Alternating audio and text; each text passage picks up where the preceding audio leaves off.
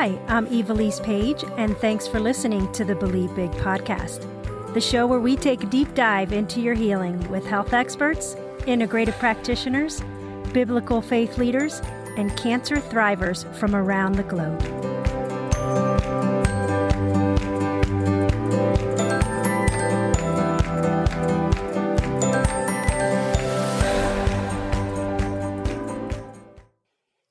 Welcome to today's episode on the Believe Big podcast. My name is Evilise Page, and today's episode is on a topic that every cancer patient needs to hear.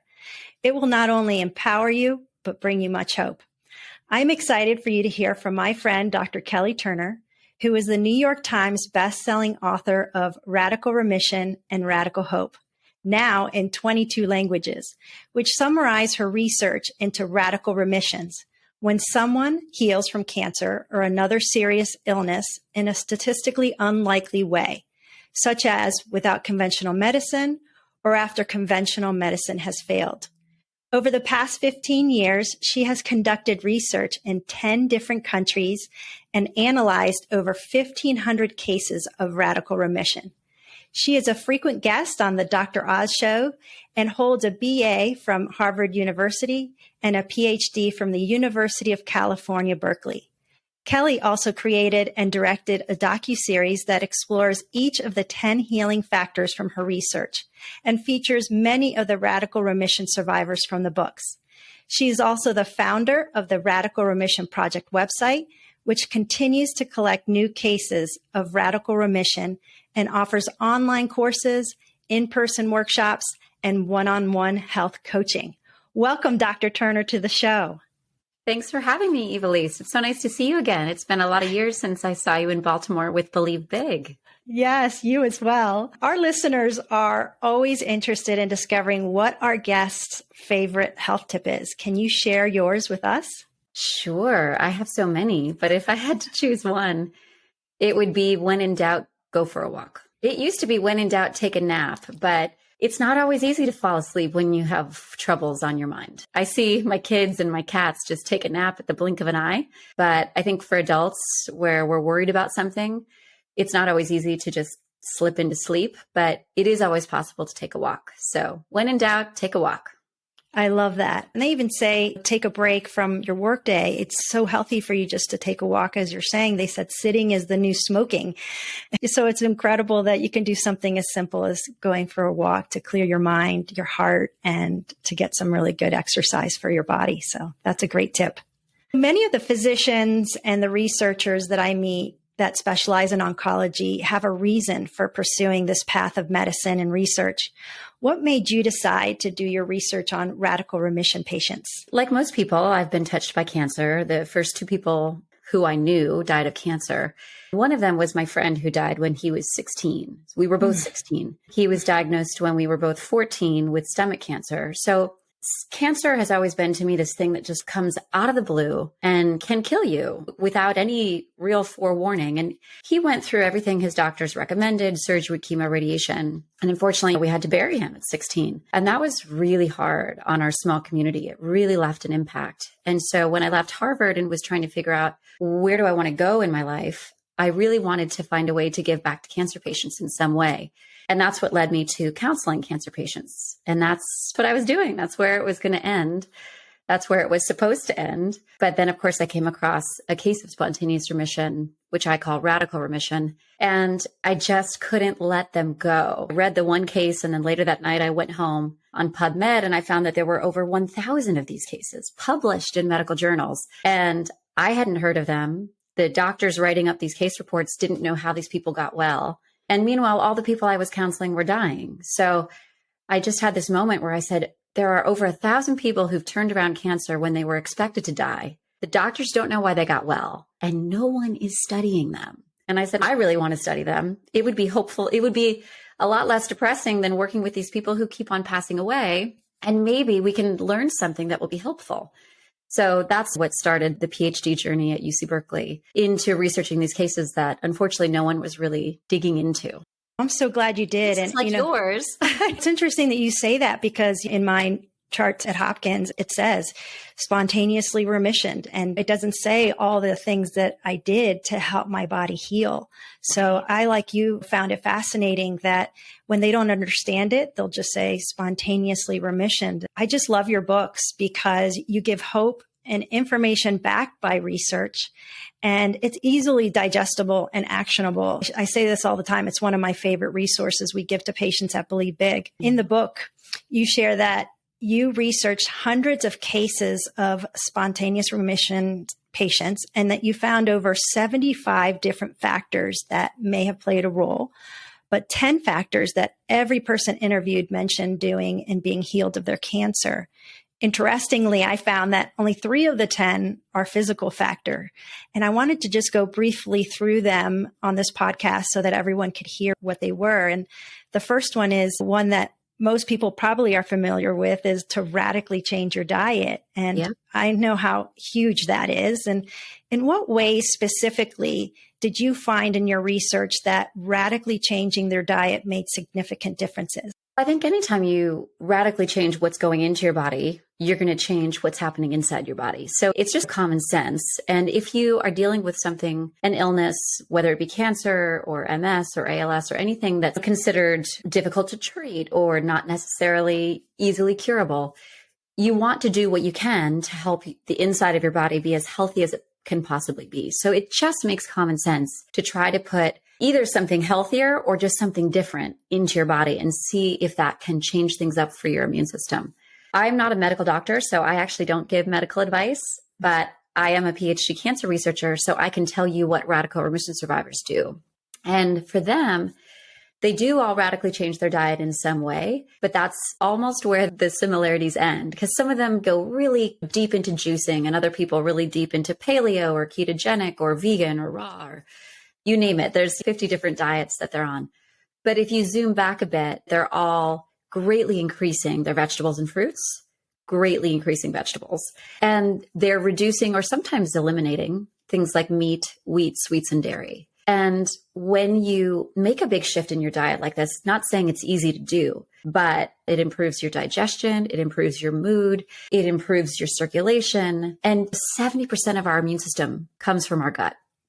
70% of the immune system resides in the 18 feet of intestines that we have, which are really the barrier between the outside world and the inside world of our bodies. So making sure that those 18 feet of intestines are working optimally and soaking in really nutrient-rich, cancer-fighting foods, I think is one of the smartest things you can do if you're on a healing journey. I completely agree. And I love that you said that about how they were all different. And that's one of the things that our patient advocates, the doctors and the oncology nutritionists that work with the patients at Believe Big say everyone needs to have an individualized approach. Everyone has different sensitivities. So what one patient may need to eliminate and add, it could be completely different than what another patient needs. But like you said, everyone can benefit from increasing their amount of vegetables and reducing the amount of dairy and meat potentially in their diet, depending on where they are on their journey. Share what you've discovered about sugar. I know everyone knows that sugar is bad, but about how the cancer cells are affected by sugar.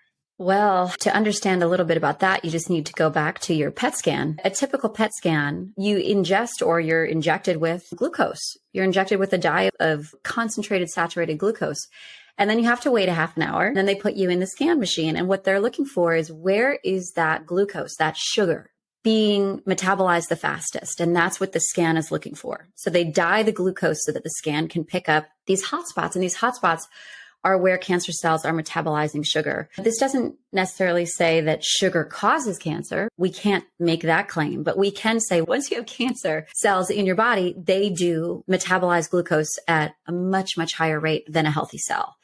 And so it just makes common sense that you're going to want to reduce the amount of refined sugars that you eat and get your sugars from things like fruits. Some cancer patients, such as this woman, Allison, that's featured in the upcoming docuseries, for her, with her particular body and what her body needed at that time, and also her particular cancer, which was a type of brain tumor, she and her integrative doctor decided that the best diet for her would be the ketogenic diet. And for her, it's not a meat-heavy ketogenic diet. It's actually a very vegetable-heavy ketogenic diet. But for those of your listeners who don't know what that means, the ketogenic diet means putting your body into ketosis as opposed to glycolysis, right? So you're burning fat instead of burning sugar. And in order to do that and stay in ketosis, you either need to fast, because fasting naturally puts your body into ketosis, or when you're not fasting, you need to be consuming very little glucose, which means very few carbohydrates of any kind. And then plenty of leafy, dark green vegetables and some healthy fats. And that's what Allison did. And she was given 6.5 months to live with her very aggressive brain tumor. And here she is 8 years later, alive and well, and still very much adhering to a ketogenic diet. Again, because that's what's right for her. Yes. But just on the flip side, also in the diet episode of the docuseries, we highlight Bailey O'Brien, whom I know. Love her. I love her too. She healed herself from stage 4 melanoma at a very young age. She was 21 at the time. And she did that through the Gerson diet, which is probably the exact opposite of a ketogenic diet. But it was what was right for her body and her cancer at that time. The Gerson diet involves lots of juicing with apples and carrots, a vegetarian diet, and also a daily coffee enema. The diets range and they depend on what you need, but when you radically change what goes into your body, you can radically change what your immune system does with cancer cells. Those are great examples. And I'm so glad that you also mentioned about the brain cancer patient in the docuseries who, even 8 years later, continues on the ketogenic diet. And that's one thing that we try and encourage individuals to know. It's that it's not a one and done. It's a lifestyle change. And those who are successful from recurrences many times are the ones that also continue to focus on their health, continue to focus on their diet and the things that got them well in the first place. Sometimes people get a false sense of, I rang the bell, I'm done, and now I can go back to my old life. And that's a big mistake in my eyes. I feel like it's so important to continue that journey of health, continue to be seen by those integrative practitioners that can monitor your blood work and your health so that you are getting exactly what you need at every season of your life. And I know Bailey does that to the day. She continues to focus on what she eats. Thank you for sharing that. Yeah, you're welcome. And you couldn't be closer to the truth of radical remission survivors, which is these 10 lifestyle change factors, right? These 10 common things that I've found in my research that they all share. They don't stop doing them the minute they get in remission. They keep doing them for the rest of their lives. Now, that's not to say they don't ease back on the strictness of the diet. Some people do a very strict diet for a year or two, and then they start easing up on it a little bit. Maybe they bring back in a little bit of wine, they bring back in some cheese, but they do it at a very moderated pace. And many of the general trends of their diet change, or all of their lifestyle changes, they do stick with. And that's important, because if you think of it as like something about my prior life allowed cancer to grow. I'm not saying people necessarily cause their cancer, because we know for a fact so many chemicals are actually the cause of cancer. We live in a chemical environment. That means it's all the more important to keep our lifestyle as healthy as possible so that we can process those chemicals. So absolutely, radical remission survivors do not stop doing these 10 lifestyle changes once they get that bill of remission. That's excellent. So number 2, taking control of your health. I love this one because in your book, you share that the, in quotes, annoying patients who do not automatically do what the doctor tells them are the survivors. So share with us about this. Well, I have a question for you, Evilise. Were you an annoying patient at Johns Hopkins? I was. I bet. And it makes sense, right? Because the common thread of radical remission survivors is taking control of your health, what I now call empowerment, because it's not actually possible to take full control over anything in life. But if you feel empowered and you don't feel helpless, you are going to be a vocal patient, just plain and simple. You're not going to be passive and quiet and just nod your head and be a yes man. You're going to be someone who asks questions, who wants detailed explanations for why things are happening and what to expect from them. You're going to be someone who goes on Google and researches, or better yet, goes on PubMed.gov and researches. For your listeners, PubMed is your tax dollars at work paying for essentially the Google search engine of medical articles. And these are articles that your doctor will trust. So if you bring in something from Google, from someone's health blog, they are going to be pretty annoyed with you. But if you bring them 5 studies on the benefits of acupuncture for your particular type of cancer, downloaded and printed from PubMed, they're going to say, oh, hey, interesting. I trust this because these are peer-reviewed medical journals.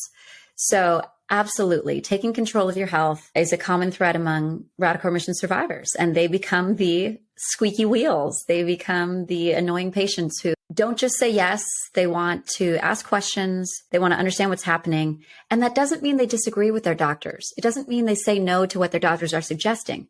It just means they might need a weekend or a week or so to think about it and to digest it or research it so that they get to a point where they feel empowered, where they can say, yes, I agree to this. It's a big difference between being told what to do or being given an option, taking some time to research it and think it over, and then you getting to a place where you say, yes, I want to do this. I want to do this for my next step in my health journey. It's a partnership. And so I feel that the more you can ask, the better. We have a frequently asked question for oncologists that patients can download on our website that is really helpful. And it's actually the questions that I brought in to my doctor all those years ago. It's so important to find an oncologist who will listen to you and answer your questions. It shouldn't be my way or the highway. It's really a partnership. And ultimately, you're the CEO of your health. And so you are the one that should ultimately decide what is best for you. Yes, we need to listen to the wisdom of our doctors, but we also need to listen to ourselves and have those questions answered so that we can make sure it's the best for us. And it reminds me of one of the radical remission survivors I studied who healed from something other than cancer, because people can have statistically unlikely remissions from all kinds of illnesses.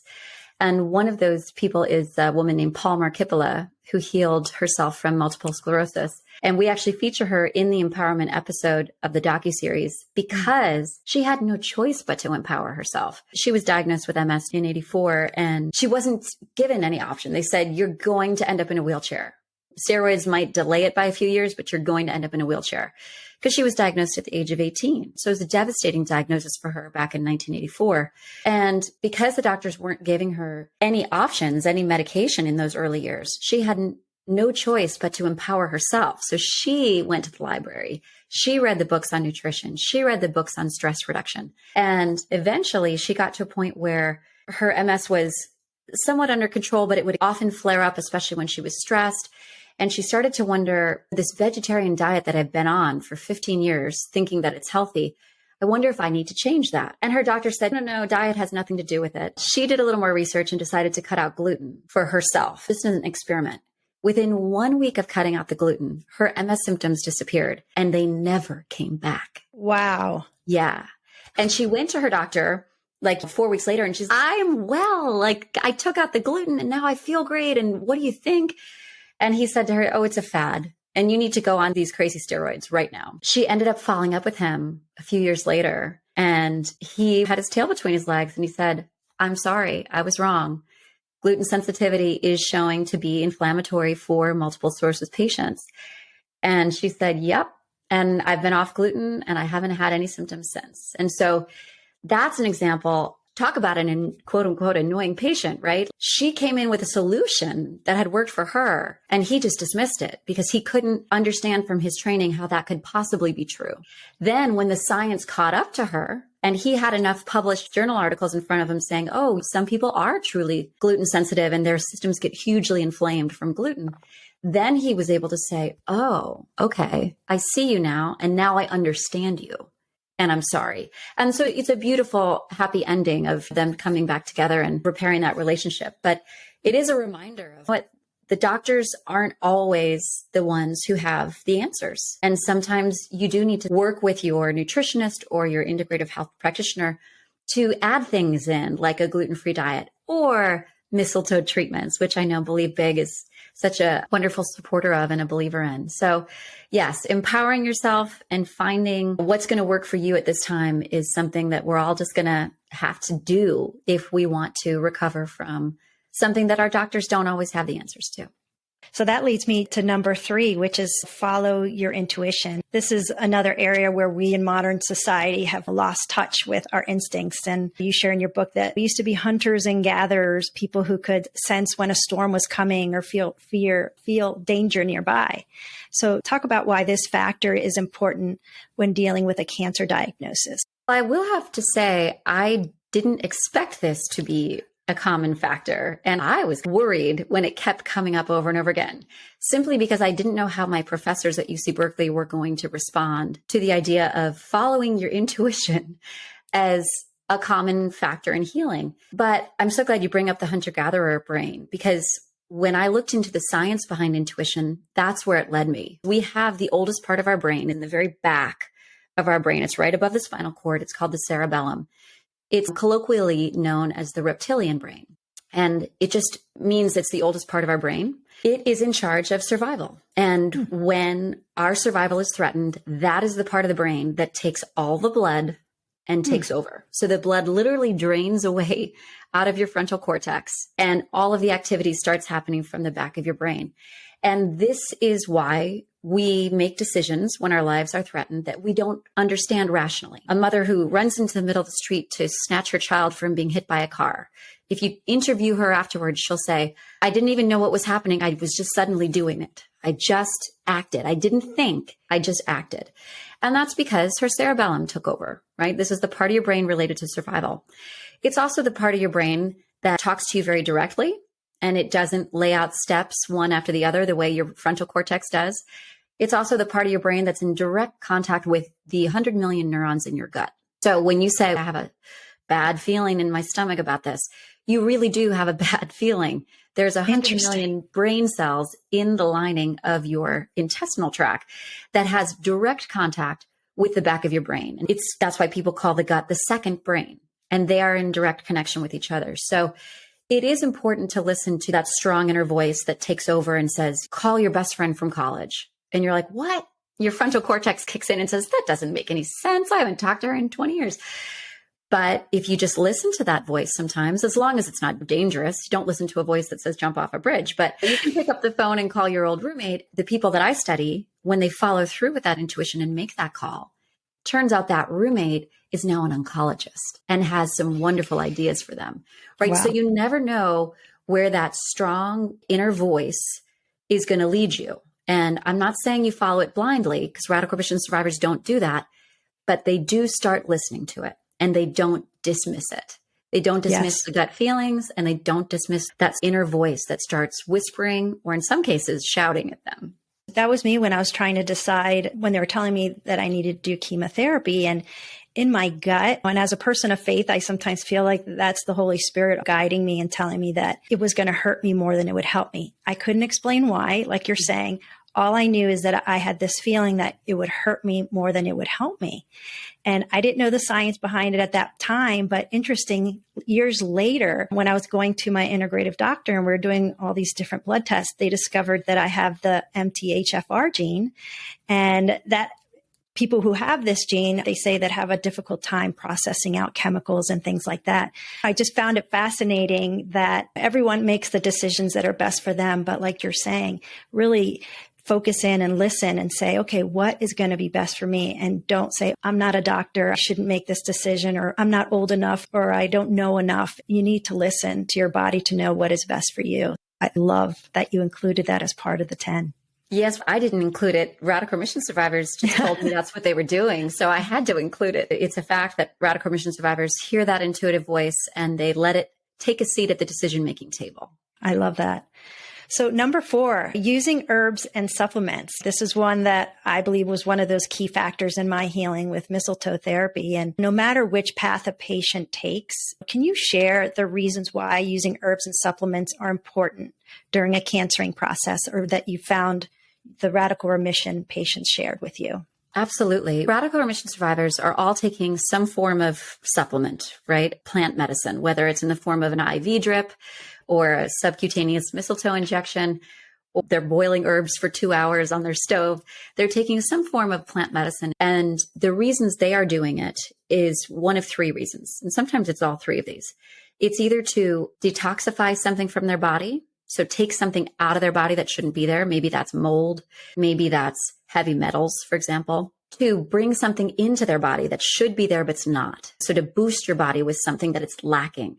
That could be something like vitamin D or vitamin B12. And the third reason to take a supplement is to help you absorb your food, help you digest your food. So these are things like digestive enzymes, pancreatic enzymes, prebiotics, probiotics. So when you think of it that way, supplements are not the only answer. They're one of 10. They're very important, I believe. But if you don't do the other 9 changes, I doubt that you will turn around stage 4 cancer. And plenty of radical remission survivors and their healers agree with me. And they say, if you're taking 50 of the best supplements and spending a fortune on them, and you haven't changed your diet and you haven't changed your stress levels, all of that's just a waste of money. You might as well just flush that money right down the drain. So supplements are incredibly important, but they have to be done in conjunction with the other 9 factors. Because if you're still eating burgers and fries all day, and now you're taking mistletoe injections, you're probably not going to get the results that Evilise has, that you have. It's so true. When you're trying to lose weight, let's say, you can work out every single day. But if you're going to McDonald's every day, you're not going to lose the weight that you need. So it's counteracting the benefits of one for the other. I always say it's like a Trivial Pursuit piece that you're healing.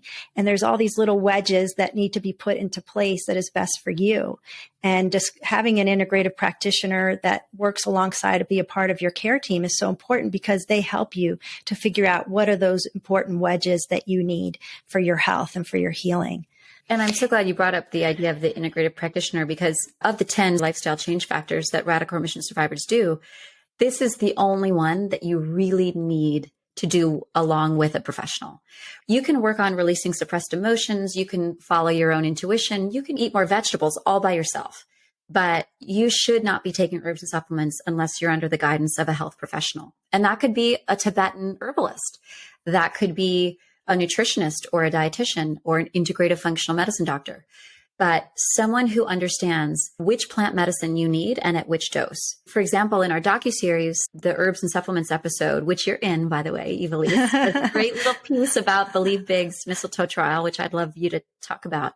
We cover these 3 different survivors. One of them is a gentleman named Bob, who is still alive and well now, 12 years later from stage 4 pancreatic cancer diagnosis, typically a very quickly fatal diagnosis. He ended up getting the Whipple surgery, which is the traditional surgery that you get with pancreatic cancer. And then he refused the chemo and radiation. He decided that for him, that wasn't the right choice. And I personally am not against chemo, surgery, or radiation. I just study people who heal without it because I believe they have something to teach us. So Bob made the choice not to do that. And his doctor said, you're going to die in 12 months if you don't get chemo. Instead, he did his research, he and his wife together, and they found a really qualified integrative practitioner who was 8 states away from him. And he ended up going to see her once in person, and then the rest has been over the phone and Zoom. He sends in his blood and his hair analysis for her so that she can constantly change his supplements. But he takes over 100 pills a day from her. He's taking 16 pancreatic enzymes every 4 hours around the clock, including like waking up in the middle of the night to take them. So he's on a very intensive supplement regimen, more intense than most of the radical remission survivors that I study. But by following that intensive supplement regimen, he's been able to overcome a very intense prognosis, which was you're going to be dead in a year. So absolutely, supplements can be incredibly powerful, but they have to be done under the guidance of a doctor who's following you and prescribing you exactly the doses that you need at that particular time. Yeah, a lot of people ask me, they have a colon cancer diagnosis and what did you take? I want to take the same thing. And I never share it because outside of the mistletoe and some basic things, because again, everyone is an individual and you may have the exact same type of cancer, same stage, but what you need is going to be different than what I need. And that is when, like you're saying, those integrated practitioners can really deep dive into your personal health to see, okay, what's going to be best for you. And the other thing about that amazing story that you're featuring with the pancreatic cancer patient is it's incredible to me that he did all of this and he's still doing that, but I'm sure that he's having a great quality of life, not only quantity of life. Sometimes the treatments can be so harsh that your quality of life is so diminished. And so I'm sure that with what he's doing, not only has he had an extension of life, but a great quality as well. Absolutely. And if you happen to tune into that episode, which is episode 8 in the docuseries, you'll see at the end that he says, I'm healthier now at 70 than I was at 17. He said, I can do more push-ups now at 70 than I could when I was 17. That's amazing. Number 5, releasing suppressed emotions. All of the factors were a part of my story, but this one was another large piece of the puzzle. What are suppressed emotions for those who may not be familiar with touching into this factor? I toyed with the idea of calling it releasing stress, but that didn't seem to capture the depth of this factor based on the people that I was studying. A suppressed emotion is any emotion that you're holding on to, whether it's from the past, the present, or even the future. So if you're holding on to an emotion from the past, that could be regret, grief, anger, resentment. It could also be happiness from the past, which is nostalgia. And then that makes you want the past more than the present. In the terms of your present emotions that you could be holding on to in your body, you could be holding on to stress and worry and anxiety or fear. You could have sadness in the present. And then in the future, if you're worried about the future, then you're holding on to fear about the future, or maybe sadness about the future. So really any emotion that you're just holding onto and that's in your system is considered a suppressed emotion. And according to radical remission survivors, it's incredibly important for their health to release those and to allow emotions, all emotions, positive, negative, neutral, to move through the system. The goal for a radical remission survivor is to get to a point where all of the emotions from the past, present, and future have been released out. You're an empty vessel. And every day, because we're human, new emotions are going to come in. Something's going to remind you of the past. That resentment will come back. You let yourself feel it, and then you let it go. Or something reminds you about your cancer diagnosis. You start worrying about the future. You let yourself feel that fear, maybe for a day, maybe for a week, maybe for a month, and then you let it move through you. That's where I see radical remission survivors getting to. They don't avoid quote unquote negative emotions. That's why I don't call them negative emotions, because radical remission survivors don't consider any emotion to be negative. They're all just emotions that should be felt fully and then released. A good example of this from the docuseries is the gentleman named Yochanan, who's not featured in either of my books. So in the docuseries, I tried to do a mix of featuring people from Radical Remission, my first book, and Radical Hope, my second book, and then also new people to give people a wide range of exposure. So this gentleman, Yochanan, who submitted his case to our site, is a survivor of multiple myeloma, which is another incredibly hard to treat, at least with current conventional medicine treatments, blood cancer. So he was given 3 months to live, and he was in his early 40s. He tried chemo for a few days. It made him so ill. He said, I got to stop this. And so he made the decision to stop it. It was palliative chemo. The doctors weren't even saying it would cure him. They just said it might give him a few more months anyway. He ended up making the choice to go to an integrative clinic in Mexico that offered a wide range of integrative medicine treatments. He was doing IV vitamin C infusions and lots of different treatments down there. But he also had a lot of time on his hands. He was down there for 4 weeks. And during that time, he followed his intuition and he said, I have so much hurt and anger from my past. This was a Black gentleman who grew up in a low-income neighborhood of Los Angeles in the 80s. So he was surrounded by gang violence and police brutality. The work of forgiveness, especially when it feels like society and family have hurt you so deeply, it can be really hard to get to that. He was born into a family where his father left them. His mother struggled with trying to support him and his sisters. So he had a lot of anger and trauma and resentment from this very difficult childhood. And he used those 4 weeks in Mexico to release those emotions from his body, to get to a place of forgiveness, to get to a place of peace. And that's not easy work. That's like an advanced degree in forgiveness. But he was able to get there, and he did that beautiful release work. And that, combined with the other 9 factors, thankfully led to his remission. Now it's 5 years later. The work of releasing all that stuff that we're holding on to, really, I can't stress it enough. It's incredibly powerful. And some people are like, okay, yeah, it's good to release stress. It's good to release trauma. But what I like to remind them as a researcher is, let's talk about the biochemistry of this for a minute. When you move out of the fear response, when you move out of fight or flight, maybe for the first time in your whole life, you get to a place of loving peace and loving kindness. You are taking your system out of fight or flight. So you're moving from the sympathetic nervous system to the parasympathetic nervous system, which means you are turning on your body's healing response. By releasing those emotions and moving into the parasympathetic response, you are increasing oxytocin, serotonin, endorphins.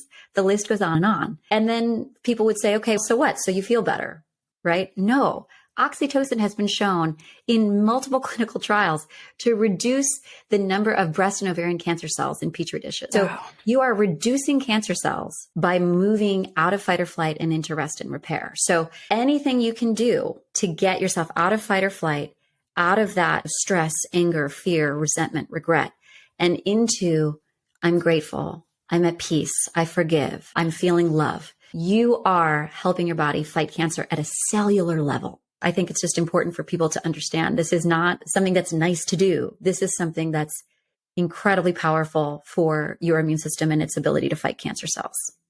I couldn't agree more with you. And we had Dr. Barry on the podcast a few episodes back, and he was the chaplain at the Cancer Treatment Centers of America. And he wrote a book called The Forgiveness Project. And if anyone is interested in taking a deeper dive into that aspect of just learning, how do I actually release that? How do I actually process through that? It's a great resource for anyone to learn more about that. In your book, you said, it's not that we should never feel fear, anger, grief, or stress, but rather we should try not to hold on to any particular emotion, be it positive or negative, for too long. Emotion should flow through the body like waves crashing on the beach, in and then out. That's such a great visual. These are the emotions I'm feeling right now. Like you said, hold on to it. Okay, let me process this, and then releasing them, not holding on. That is fantastic.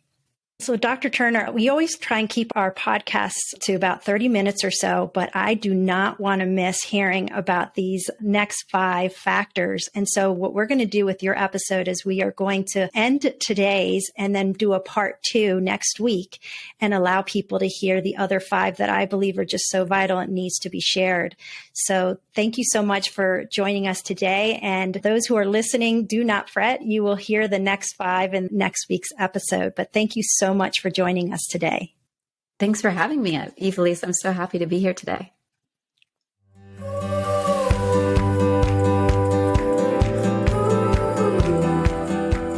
If you enjoyed this episode and you'd like to help support our podcast, please subscribe and share it with others. Be sure to visit believebig.org to access the show notes and discover our bonus content. Thanks again, and keep believing big.